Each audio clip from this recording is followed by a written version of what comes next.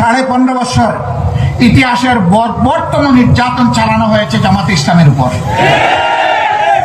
1-2 করে 11 জন শীর্ষ নেতাকে হত্যা করা হয়েছে, জুলুম করে বিচারিক হত্যাকাণ্ড ঘটানো হয়েছে।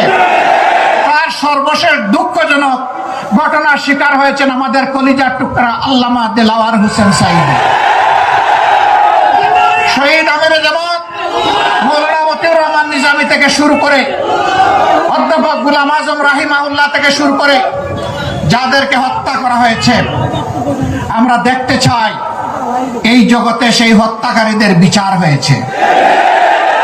হত্যার পরিকল্পনাকারী, মাস্টার মাইন্ড, হত্যা বাস্তবায়নকারী, আদালতে বসে যারা দুষ্ট রায় দিয়েছে তারা, যারা মিথ্যা সাক্ষী দিয়েছে তারা, ইনভেস্টিগেশন করতে গিয়ে যারা নাটক বানিয়েছে তারা, এদের কেউ যেন সেই অপরাধ থেকে রেহাই না পায়।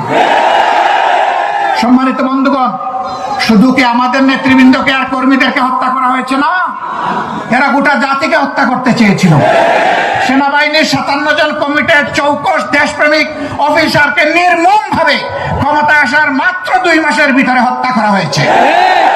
পিডিআর বাহিনীকে ধ্বংস করা হয়েছে, নিজেদের ক্ষমতায় যাওয়ার সিঁড়ি হিসেবে তাদেরকে বলির পাতা বানানো হয়েছে। এই সবগুলার বিচার চাই। নিরীহ মানুষগুলো যারা জেলে বন্দী আছে তাদের সবার মুক্তি চাই। এটিএম আজহারুল ইসলাম, তিনি কি দুষ্কার ছিলেন?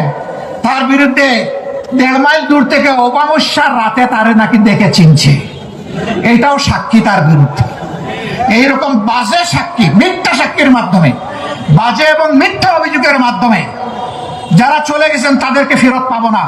কিন্তু আমরা দেখতে চাই যে আজহারুল ইসলাম সাহেবের উপর এখন যেন ন্যায় বিচার করা হয়।